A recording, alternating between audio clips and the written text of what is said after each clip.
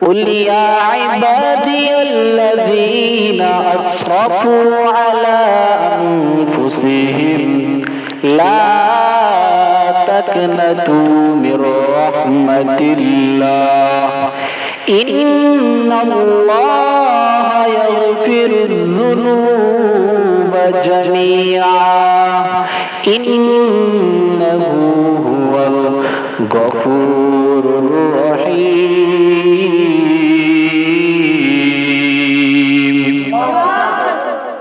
আল্লাহ তাআলা বলেন, হে পয়গম্বর আপনি জানাইয়া দেন, ইয়া ইবাদি, আল্লাহ তাআলা বলেছেন, হে আমার বান্দারা, আসরাফু আলা আনফুসিহিম লা তাকনাতু মির রাহমাতিল্লাহ, তোমরা যারা গুনাহ করে করে নিজের উপরে জুলুম করেছো, জাহান্নাম কামাই করে ফেলেছো, লা তাকনাতু মির রাহমাতিল্লাহ, আল্লাহ তাআলা বলেছেন, লা তাকনাতু মির রাহমাতিল্লাহ, ও গুনাহগার বান্দারা, তোমরা আল্লাহ তাআলার রহমত থেকে নৈরাশ হইও না। ইন্নাল্লাহ ইয়াগফিরু যুনুবা জামিআ, আল্লাহ তাআলা বলেন, নিশ্চয়ই আল্লাহ তাআলা হলো সমস্ত গুনাহকে ক্ষমাকারী। ইন্নাহু হুয়াল গফুরুর রহিম, আল্লাহ তাআলা বলেন, নিশ্চয়ই আমি আল্লাহ তাআলা অতি দয়ালু এবং ক্ষমাশীল। এরা মুসলমান, আল্লাহ তাআলা কেমন ক্ষমাশীল, কেমন ক্ষমাশীল। কেউ যদি সাগরের ফেনা পরিমাণ গুনাহ করে, পাহাড় সম পরিমাণ গুনাহ করে, আসমান জমিন পরিমাণ গুনাহ করে, আল্লাহ তাআলা বলেন, বান্দা তুমি যদি আমার কাছে খাঁটি তওবা করো, তওবা করে চোখের পানি ফেলো, চোখের পানি পড়ার আগে আগে আল্লাহ তাআলা, আমি আল্লাহ তাআলা তোমার জীবনের সকল গুনাহ ক্ষমা করে দেই। নবীর এক সাহাবী হযরত দাহিয়াতুল কালবি রাদিয়াল্লাহু তাআলা আনহু আমার নবীর কাছে কালিমা গ্রহণ করলেন। কালিমা গ্রহণ করার পর নিজেকে সে অনেক ভাগ্যবতী মনে করলেন। মায়ার নবী বলেন, ও দাহিয়াতুল কালবি, তোমার জীবনের সকল গুনাহ মাফ।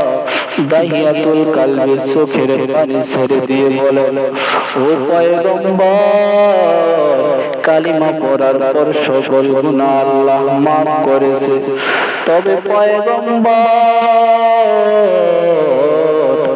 আমি এমন একটা গুনাহ করেছি যে গুনাহ আল্লাহ মাফ করে কিনা জানি না। কি গুনাহ, কি গুনাহ? মায়ার নবীর কাছে দাহিয়াতুল কালবি রাদিয়াল্লাহু তাআলা আনহু এত দামি হয়ে গেছে, আল্লাহর কাছে এত দামি।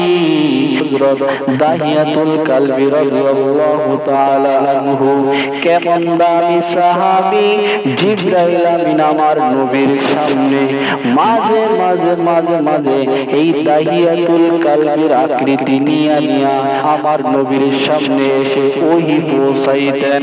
এরা মুসলমান, এই দাহিয়াতুল কালবি কান্না করতেছেন, ও পয়গম্বর, আমি জীবনে এমন একটা গুনাহ করেছি, মনে হয় আল্লাহ আমার ওই গুনাহটা ক্ষমা করবে না। কি গুনাহ? ও পয়গম্বর, যখন আমি জাহিলি যুগের মধ্যে ছিলাম,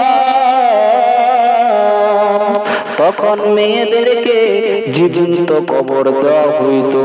যার ঘরে সন্তান থাকতো, তাদের মেয়ে সন্তান থাকতো, ওই ঘরের লোকদের সাথে এলাকার মানুষ চলাফেরা করতো না। এক পর্যায়ে আমি ব্যবসায়ের কাজে চলে যাব, আমার স্ত্রীর দিকে তাকাইয়া দেখে সে প্রেগনেন্ট অবস্থায় আছে, সে গর্ভবতী অবস্থায়। তাকে বললাম, ও স্ত্রী আমার, আমি ব্যবসা বাণিজ্যের কাজে চলে যাচ্ছি, কোন দিন আসি কোনো ঠিক ঠিকানা নাই। তবে তোমার গর্ভে যে সন্তান আছে, ওই সন্তান যদি ছেলে সন্তান হয়, তাহলে তুমি তাকে আদর যত্ন করে লালন পালন করবা, যাতে করে তার ত্রুটি না হয়। ভালোভাবে যত্ন করে লালন পালন করবা। আর যদি কন্যা সন্তান হয়, তাকে তুমি জীবিত কবর দিয়ে ফেলবা। এই কথা বলে গেলেন আর স্ত্রীর কাছ থেকে বিদায় নিয়ে গেলেন। ওই স্ত্রী আমার, খবরদার মেয়ে সন্তান হলে জীবিত রাখবা না। এই বলে দাইয়াতুল কালবি ব্যবসা বাণিজ্যের কাজে চলে গেলেন। কিছুদিন পর ওই ঘরের মধ্যে একটা মায়াবী চেহারাওয়ালা একজন কন্যা সন্তান জন্ম হলো। মা তাকাইয়া ওই মেয়ের দিকে তাকাইয়া মায়াবী চেহারার কারণে আর ওই সন্তানটাকে মারতে পারলো না, ওই সন্তানটাকে জীবিত কবর দিতে পারলো না। এই করে করে মা কখনো সন্তানকে জীবিত কবর দিতে পারে না। সন্তানের মুখের দিকে তাকাইয়া মায়ের অন্তরে একটা ভালোবাসা জন্ম হয়ে গেছে। ওই মেয়ের দিকে তাকাইয়া মনে মনে বলতেছে, আমার স্বামী তো ব্যবসা যাওয়ার আগে বলেছে এই সন্তান কন্যা সন্তান হলে তাকে জীবিত কবর দেওয়ার জন্য। না না, আমি মা হইয়া তাকে জীবিত কবর দিতে পারবো না।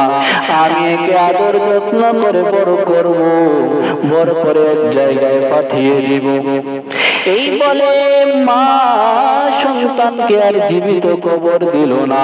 নবীকে বলে, ও পয়গম্বর, আমি 7 বছর পর বাসায় আসলাম, এসে দেখি আমার ঘরে এক ফুটন্ত গোলাপের মতো মায়াবী চেহারা একজন কন্যা সন্তান।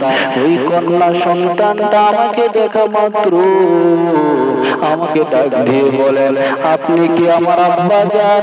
এতদিন আপনি আমার কাছ থেকে কোথায় ছিলেন? আমি 5 বছরের পর থেকে আপনাকে বাবা বলে খুঁজতেছিলাম।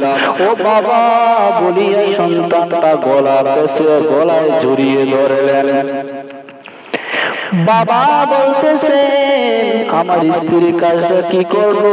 বলে গেলাম, কন্যা সন্তান হলে কন্যা সন্তানটাকে জীবিত দাফন দেওয়ার জন্য আমার স্ত্রী কি করবো?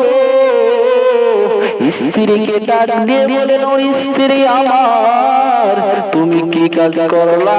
তোমাকে তো বললাম কন্যা সন্তান হলে জীবিত কবর দেওয়ার জন্য। স্ত্রী ডাক দিয়ে বলে, স্বামী আমার, আমি তো কন্যা সন্তানটাকে আমি জীবিতই দাফন করতাম, কিন্তু তার মুখের দিকে তাকাইয়া আর পারলাম না। আপনি একটু তাকাইয়া দেখেন কত সুন্দর করে আল্লাহ তাআলা আমাদেরকে কন্যা সন্তান দান করেছে। একে কিভাবে জীবিত দাফন করি, কবর দেই গো স্বামী আমার। আমাদের তো আর কোনো সন্তান নাই। এই মেয়ে কন্যা সন্তানটা বাঁচলে আপনাকে আব্বা বলে ডাকবে, বাবা বলে ডাক দিবে, আপনার কলিজা জুড়াইয়া যাবে। আপনি এলাকার মানুষের কথায় কান দিয়েন না।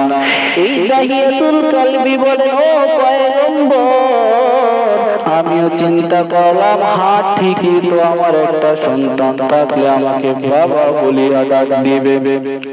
আমি প্রতিজ্ঞা করলাম, আমার কন্যা সন্তানটাকে আমি হত্যা করব না, আমি একে বড় করব, আমি লালন পালন করব। আমি এই কথা বলিয়া যখন ঘর থেকে বের হলাম, ঘর থেকে বের হওয়ার পর এলাকার মানুষ আমাকে ডাক দিয়ে বলেন, ও দাহিয়া কালবি,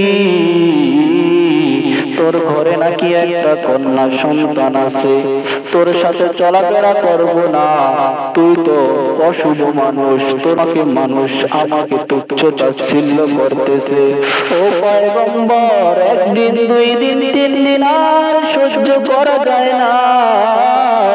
আমি কি করলাম? প্রতিজ্ঞা করলাম, না না, আমি আর মানুষের অপমান সহ্য করতে পারবো না। আমি কি করব? আমার এই কন্যাটাকে আমি হত্যা করে ফেলবো। আমার উপরে সে শয়তান ভর করেছে। ও পয়গম্বর, আমি আমার স্ত্রীকে ডাক দিয়ে বললাম, ও স্ত্রী আমার, এই সন্তান আমার কন্যা সন্তানটাকে সাজাইয়া দাও, আমি তার নানির বাড়িতে যাব।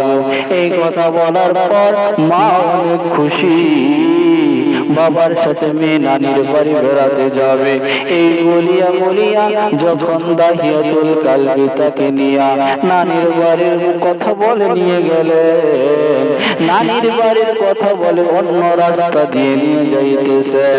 ওই কন্যা ডাক দিয়ে বলে, আব্বা যান, নানির রাস্তা তো, নানি বাড়ির রাস্তা তো এদিকে না, আপনি আমায় কোথায় নেন?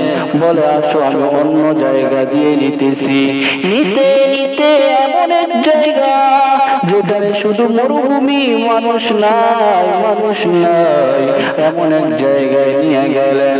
নিয়ে গিয়া সেখানে গর্ত করতেছেন, গর্ত করতেছেন, গর্ত করতে করতে যখন অনেক বড় একটা গর্ত করে ফেললেন, মেয়েটাকে পিছন দিক দিয়ে এসে হাতে রশি লাগাইলেন, পায়ে রশি লাগাইলেন।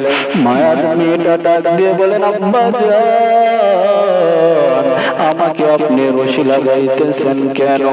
মেয়ের কথা শোনার পর দাহিয়াতুল কালবি বলেন, আমি তোকে হত্যা করে ফেলবো, জীবিত কবর দিব। কয়, কেন গো বাবা?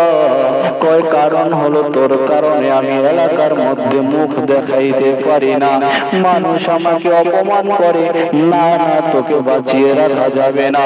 এই বলে দাহিয়াতুল কালবি ওই মেয়েটাকে গর্তের মধ্যে ফালাইয়া দিলেন।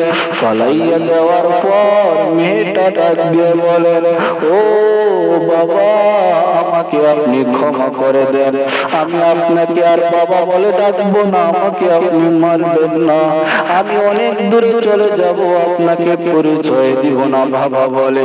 ও বাবা, আমাকে ছেড়ে দেন। দাহিয়াতুল কালবি বলেন, ও পয়গম্বর, আমার কঠোর মনটা নরম হইল না, আমি কি করলাম? গর্ত বরৎকরণের জন্য আমি পাথর নিক্ষেপ করলাম, পাথরটা আমার কন্যার মাথার উপরে যে পড়েছে, পরে মাথাটা দুই ভাগ হয়ে গেছে। বাবা, আমাকে মাইরেন না, আমি কখনো আপনাকে পরিচয় দিব না। আর বলছেন, ও বাবা, আমাকে আপনি মেরে ফেলতেছেন, এমন এক সময় আসবে এই জমিনের মধ্যে আমার নবী আসবে, আমার নবী এসে মেয়েদের অনেক দাম বাড়াইয়া দিবে, তখন আপনি অনেক আফসোস করবে। পয়গম্বর, আমি আমার মেয়েটাকে এরপরে বালু চাপা দিয়ে আমি কবর দিয়ে আসলাম, জীবিত কবর দিয়ে আসলাম। আমার মায়ার নবীর চোখের পানি ধারিবে বুক ভেঙে পড়ল, আর বলতেছে, রে দাহিয়াতুল কালবি, তুই তো জাহিলি যুগের ছিলি রে দাহিয়া, তুই যতই গুনাহ করো না কেন আল্লাহর রহমতের কাছে কিছুই না। ও দাহিয়াতুল কালবি, কালিমা পড়ার পর আল্লাহ তাআলা তোর এই গুনাহ ক্ষমা করে দিছে।